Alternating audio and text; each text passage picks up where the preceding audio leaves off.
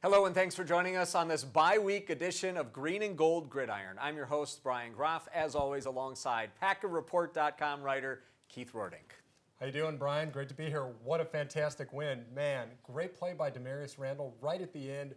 Rookie saves the day. And how about the performance of Jeff Janis, last week's guest? Yeah, he was, what a fantastic game for him. Didn't have a catch prior to our show. After the show, he does have two catches with 79 yards, so you could look at it that way. Maybe. Jenny Ritchie will join us in just a bit, as well as our special guest this week who led the team in tackles against the Chargers. That's middle linebacker Nate Palmer. All right, let's talk about that game, 27-20. Comes down to the final play.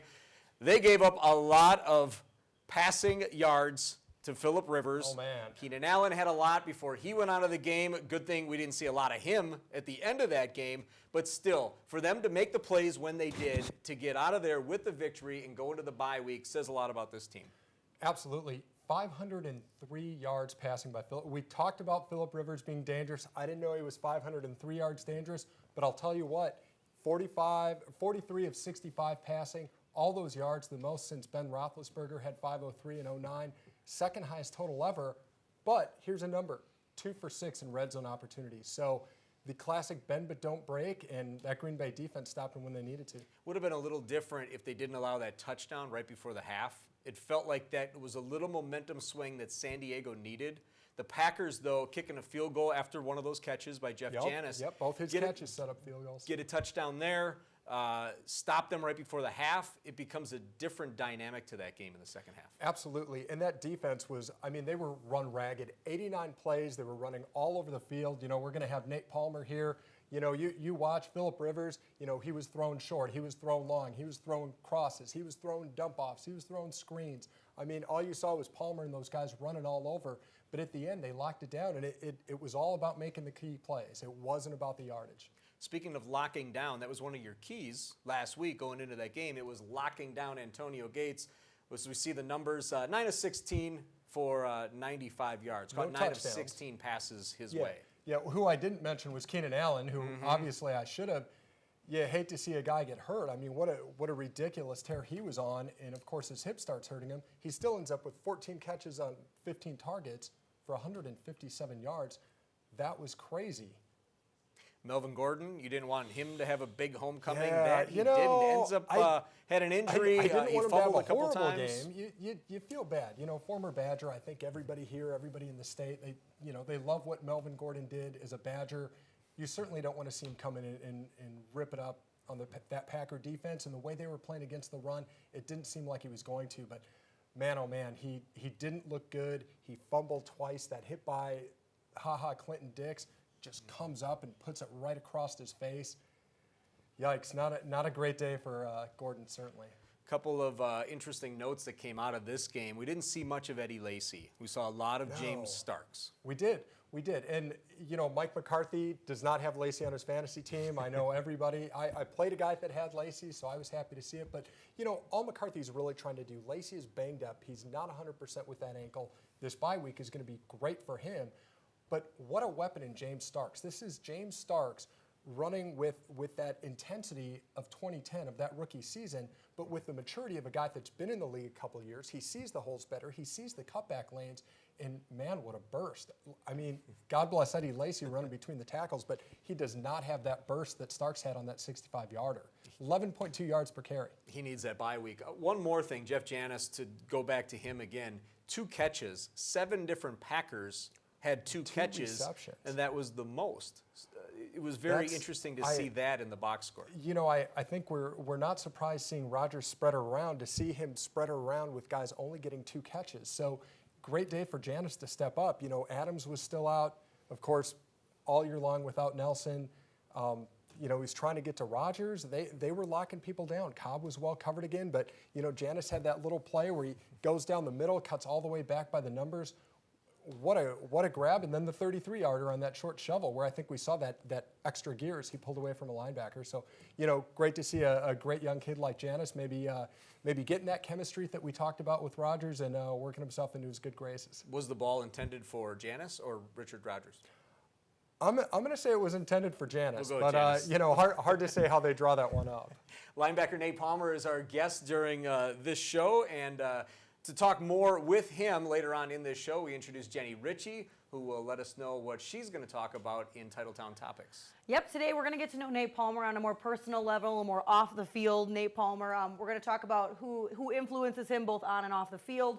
We're going to talk about how he gives back to the community, and we're also going to talk about how he deals with pregame interruptions, kind of like we saw in Seattle. All right, we look forward to that. Our special guest coming up right after this break.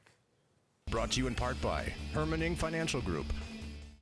Hermanning Financial Group strives to help you and your family reach your financial goals while demonstrating their core values of integrity, independence, and innovation. With offices in Wausau, Stevens Point, Manitowoc, and Wisconsin Rapids, proudly supports Junior Achievement, North Central District. Junior Achievement gives young people the skills they need to own their economic success. Our volunteers help students with financial literacy, work readiness, and entrepreneurship.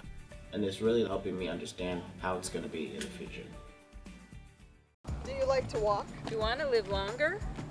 You will love square dancing.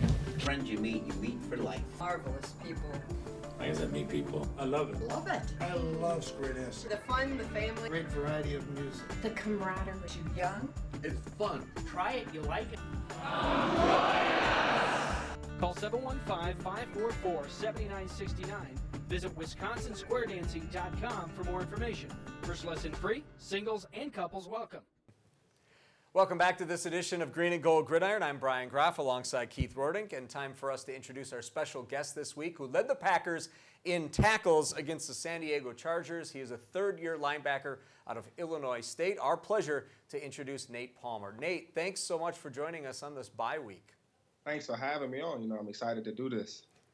As we understand, you're in a different time zone, so you're already able to enjoy the bye week, although by the time the show airs, you'll be in a different place. But what are you doing to get away from football this week? Just, getting some much-needed R&R. The weather's kind of shaky back home, so I came out to see one of my good friends from college. So, I'm just out here hanging out, enjoying it. I'm going to head back home tomorrow, see my mom, brother, and sister and stuff like that. So. Nate, talk about that big win over the Chargers. What a amazing finish, very tense, gave up tons of yards, but you stopped them when you had to. It's really all about that, isn't it? Yeah, that's what it's all about. It's about getting that stop when you need it. I'm playing that game back and forth in my head to this second, and I'm still just sitting up here like, that was a crazy game. Oh. It was one of those games where you wanted to be a part of it, and I'm glad that we were fortunate enough to come out with a W in the end. Now, 89 plays you guys were out there. You had to just be dragging at the end, and you especially, playing that in the middle. Rivers was throwing every kind of pass imaginable at you. You were just running back and forth. Yeah, they did a lot of stuff. Like, they kept going empty, and they kept catching us in man, so I had to run all the way out to the sideline and cover the running back just only for him to motion back in the backfield. So it was a pretty hectic game, but that's why we train. That's why we train since April. All the way up until that game time, man. That's why our coaching staff do what they do with us during training camp to get us ready for these situations. Phillip Rivers, obviously a smart quarterback. You talk about putting guys in motion and what that tells him about the defense, but you also practice against a pretty smart quarterback as well. So how do you think that helps you or helped you, at least going into that game, knowing that you could counter what he was trying to do on the other side? Our coaching staff did a great job early in the week letting us know that Phillip Rivers, he pretty much has a play. He gets to the line of scrimmage and look at what shell you in and pretty much puts their offense in the best place. So we kind of had an idea going to the game that he was going to do some things like that. So we just were, trying to hold our disguises a little bit longer so he couldn't tell what we're in. So, and it helps having to go against A-Rod too, because we get to go against him, at least 2 periods every day and to get that, try to get that game time feel in practice. So, that's a great help too. Now, Nate, talk about, you were in the mix to play a lot more at inside linebacker this year, obviously, but then Sam goes down.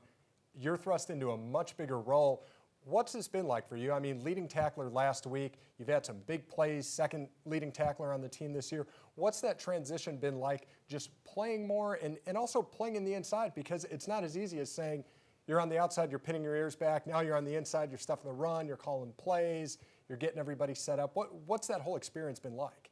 I'm just trying to embrace it. It's a true blessing to even have this opportunity because there's a lot of people that would love to play football And, so I just have to sometimes sit back and just say thank you. But, I'm just trying to embrace it and just let it come, just trying to make the most of my opportunity because you never know when you have another one.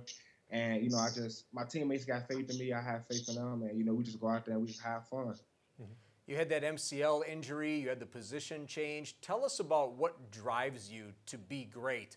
I mean, there's some obstacles there. I think maybe it's not the plan that you envision, but it seems at least this far that it's worked out for you. How do you approach things like that? I just try to stay positive. My rookie year, I had some struggles with staying positive or things of that nature when things weren't going my way.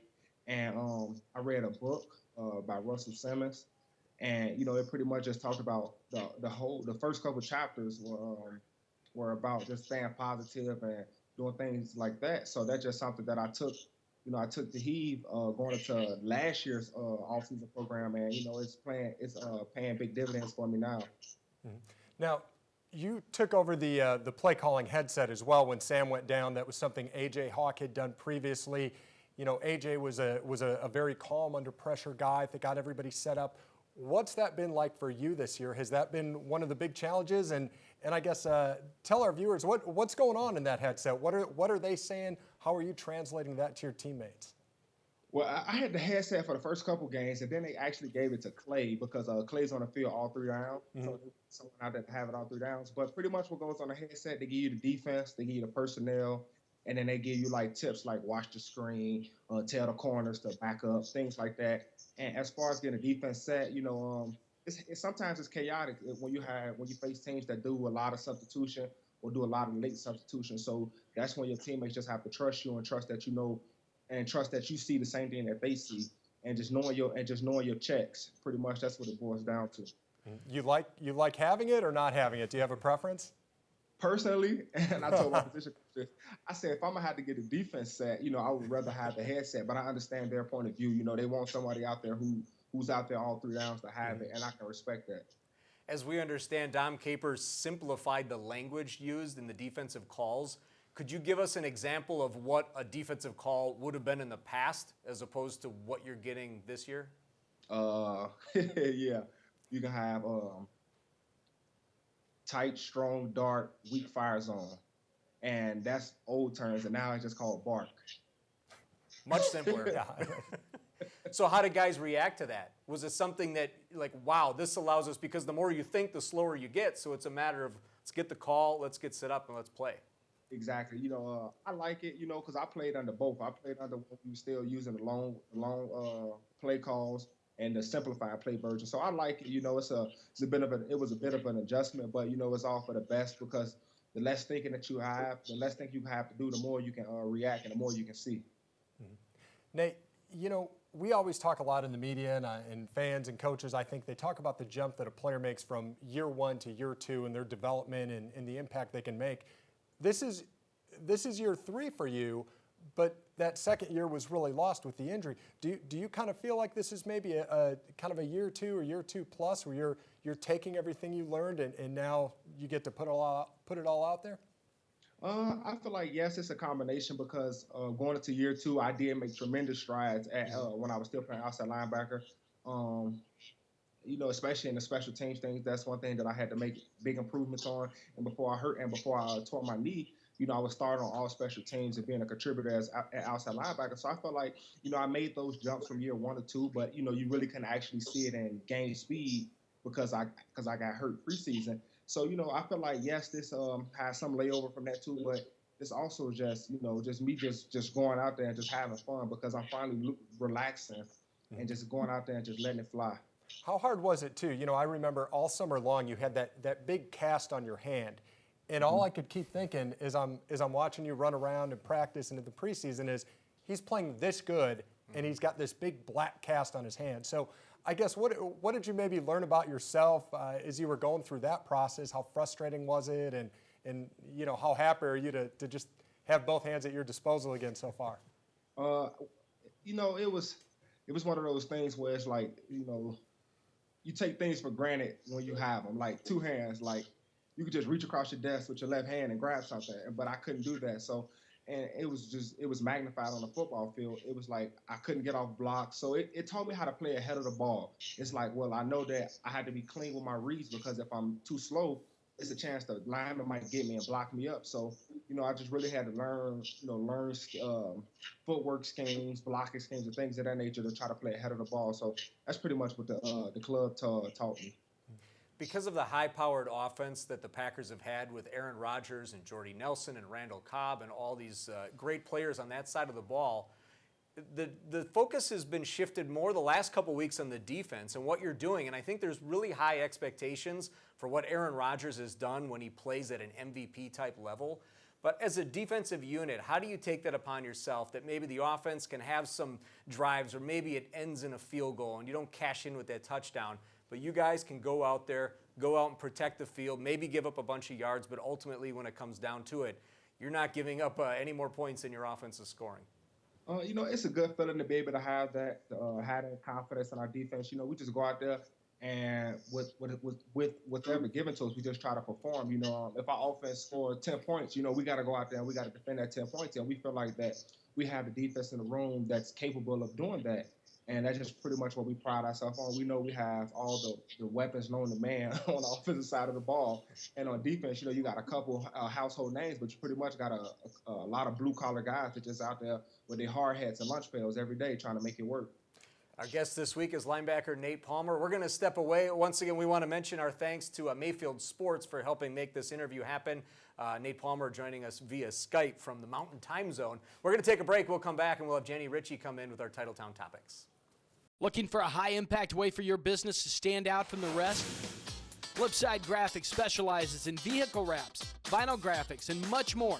Cutting-edge graphics with professional results is what we stand for. Have a large fleet that needs to be flipped or shirts to be embroidered? Our design team will handle every aspect of the project from start to finish. We design it, we wrap it, we flip it. Call Flipside Graphics today and stand out from the competition. When disaster strikes, water,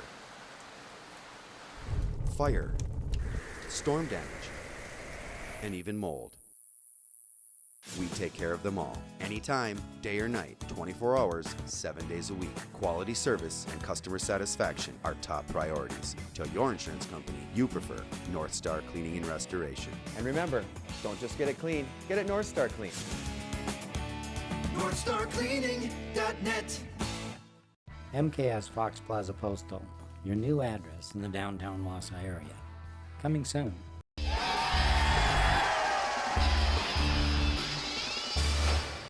Welcome back to Green and Gold Gridiron. Brian Groff, Keith Rodink, and welcoming in Jenny Ritchie. And you have our Titletown topics for Nate Palmer. Yes, I do. Like I mentioned earlier, we're going to get a little more off-the-field details about you, Nate, since we seem to know quite a bit of you on the field. So who in your life has been the biggest impact on where you are today? Either on the field, off the field, who impacts you the most? It's my father. And, I say that because my pop's been through so much in his life. He just been through, he grew up in tough times, and just seeing him throughout my life, never make no excuse for not having anything. If I need something, he can't do it. He say, son, I just can't do it. And he just, he doesn't make an excuse to say, well, maybe this, that. But, he gives you a stern answer. He sticks with it. And just to see the things that he's been through and to see him come out on top, to own his own business now, later in life is just like a true blessing. I'm just like, I can see myself being like that. Is that a work ethic that you can translate over to the field? I mean, when you got to push out, one more rep, whether you're training or you got to break that huddle and you're beat. I mean, is that a thought that's in your head? Like I can do this? That's the thought I had the whole time I had the whole time I had the club on my hand, because I was like, this is hard, but it can be done. It has been done. So that's just that's the motivation I had in my head then. Wonderful. Well, that's great. All right, so our second topic today, you're known for your generosity, off the field. You volunteer with Special Olympics. You serve dinners to the homeless in Illinois. So why has this been so important to you? That has been important to me. At first I was just volunteering, just to volunteer again. I had joined a fraternity, and one of our things was giving back to the community. So that's just something that I kind of prided myself on. Like now, back home in Chicago, I work with the Hero organization, and right now we're helping raise money to build an indoor facility in Chicago for the Chicago public school systems to use. And right now, and also next week, I have a meeting with the Wisconsin Arthritis Foundation. I'm trying to get in touch with that and help with lupus and raise money for the Lupus Foundation. Wonderful. That's great. I was in a sorority, so good job. Yay, Greek life. So our topic 3, so I don't know if you heard about this. I'm sure you heard a little bit about it. So the Panthers had to evacuate their Seattle hotel because someone pulled a fire alarm at about 5:30 in the morning, a time that nobody wants to be awake. So what would you say, have you ever had an interruption like that before a game? Whether in high school, college, NFL, have you ever had to deal with an interruption that kind of just throws you off your game a bit? And how do you come back from that? Actually, it happened to us last preseason. We didn't have to evacuate, but the fire alarms did go off in the hotel, and it kind of woke everyone up like around 2 in the morning. I want to say like 12:30, between 12:30 and 2 in the morning. And it kind of one of those things where it's like, it happened, but you're a professional. You gotta find a way to get through it at the end of the day. Carolina ended up winning, so maybe it might not have hurt them that much. Maybe Greg Olsen might have needed a wake-up call. I think they gave Seattle a wake-up call at the end of that game. So yep, they did. Those are our Titletown topics. Nate Palmer, I'm glad you just put your hands up because it's good to see you with 2 good hands. Yes. Minus that club. Thank you so much for joining us. We appreciate it. And Mayfield Sports, our thanks to them. Nate Palmer joining us via Skype. Have a great one. Thanks a lot, We'll Nate. be back Thanks, after Nate. this break. Good luck. Thank you. When disaster strikes, water, fire, storm damage, and even mold, we take care of them all. Anytime, day or night, 24 hours, 7 days a week. Quality service and customer satisfaction are top priorities. Tell your insurance company you prefer North Star Cleaning and Restoration. And remember, don't just get it clean, get it North Star clean. NorthstarCleaning.net. Hermiting Financial Group strives to help you and your family reach your financial goals while demonstrating their core values of integrity, independence, and innovation. With offices in Wausau, Stevens Point, Manitowoc, and Wisconsin Rapids, proudly supports Junior Achievement North Central District. Junior Achievement gives young people the skills they need to own their economic success. Our volunteers help students with financial literacy, work readiness, and entrepreneurship. And it's really helping me understand how it's going to be in the future.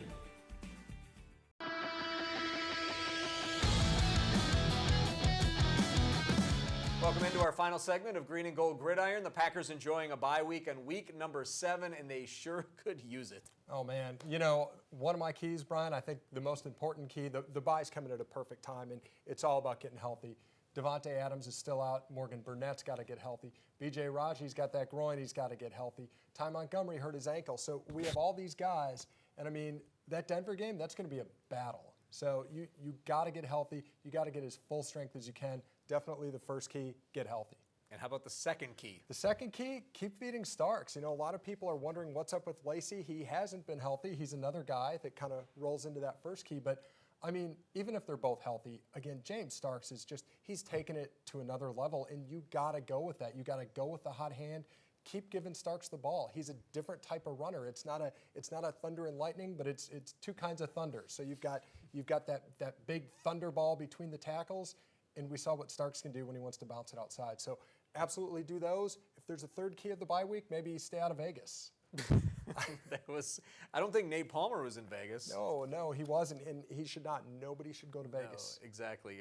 We don't have the connection with him anymore. Otherwise, you could have told him in person. We're going to turn our attention now to our NFL pick'ems. We're going to bring Jenny back in, and our updated standings: 20-4 right here. Keith, 18 wins, and Jenny with 15.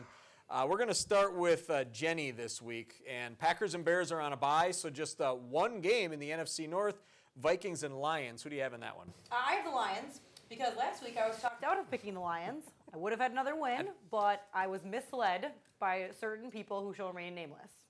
I don't know if we talked her out of it. I don't know that we did. We said we would let you pick first this week. That way you're not influenced. That way I'm not influenced. Well, I'm picking the Lions this time. Keith, who do you have in that one? I'm not picking the Lions. So there you go. You can get a game on me. I'm going to pick the Vikings. So I get to split this then. Yep. Jenny, I feel for you. I'm going to go Detroit.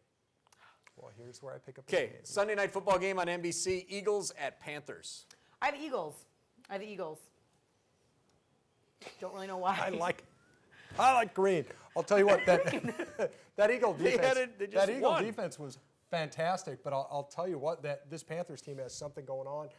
How Greg Olsen runs through that supposed Legion of Boom secondary where Chancellor and Earl Thomas just look at each other and he streaks right by.